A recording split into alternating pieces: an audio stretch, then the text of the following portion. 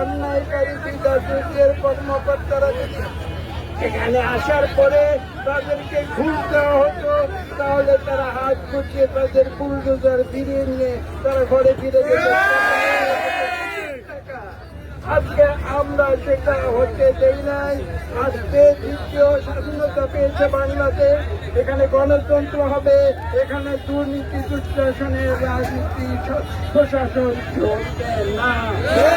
বিচার করে দিতে চাই, এই দোষর যারা ঘাপটি মেরে আছে আজকের অন্তর্বর্তীকালীন সরকারের বিরুদ্ধে, তারা এইসব অপকর্মের মাধ্যমে এই অন্তর্বর্তীকালীন সরকারের উপরে বদনাম টেনে আনছে, যাতে বাংলাদেশের মানুষের মনে একটি ধারণা হয় যে এই অন্তর্বর্তীকালীন সরকার যদি জনবিরোধী কাজ করছে।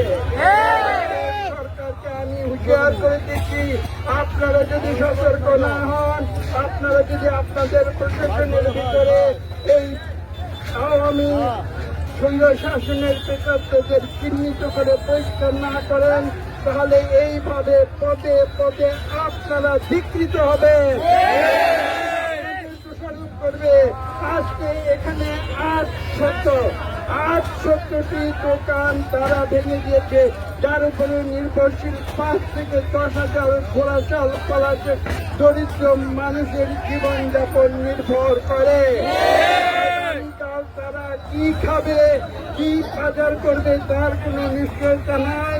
তারা সৎ জীবনযাপন করে, তারা ছোট্ট ব্যবসা, স্মল স্কেল ইন্ডাস্ট্রি যাকে বলে বা স্মল স্কেল এন্টারপ্রাইজ যাকে বলা হয়, সেই একটি দোকান হয়তো 10 ফুট বাই 10 ফুট, তারা কোথাও পান বিক্রি করে, তারা কোথাও তরকারি বিক্রি করে, তারা কোথাও ডাল বিক্রি করে, তারা কোথাও চাল বিক্রি করে।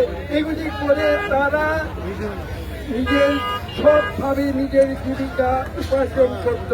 আজকে এই বিআইডব্লিউটির কার্যক্রমের কারণে তাদের সৎ জীবন যাপনের পথ তারা বন্ধ করে দিয়েছে। এটা কোনো গণতান্ত্রিক দেশের আইন হতে পারে না।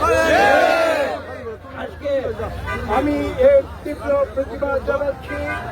এই ব্যবস্থা নিতে এখানকার জেলা প্রশাসন এবং এখানে যে উপজেলা প্রশাসন, এই উভয় প্রশাসনকে বাইপাস করে ঢাকা থেকে দুর্নীতিবাজ কর্মকর্তারা এসে এখানে এই অপকর্ম সেরে গিয়েছে, যাতে এই তত্ত্বাবধায়ক অন্তর্বর্তীকালীন সরকারের বদনাম হয়। এটা কোনো সরল বিশ্বাসের কাজ নয়। আজকে তারা আইন দেখাতে এসেছে। আমি প্রশ্ন করছি, বিগত 15 বছরের স্বৈরাচারী আওয়ামী সরকার আমাদের এই আইন কোথায় ছিল?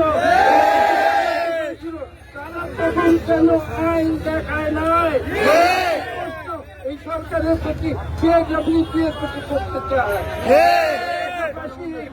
এখানে আরো বলা প্রয়োজন। আজকে এই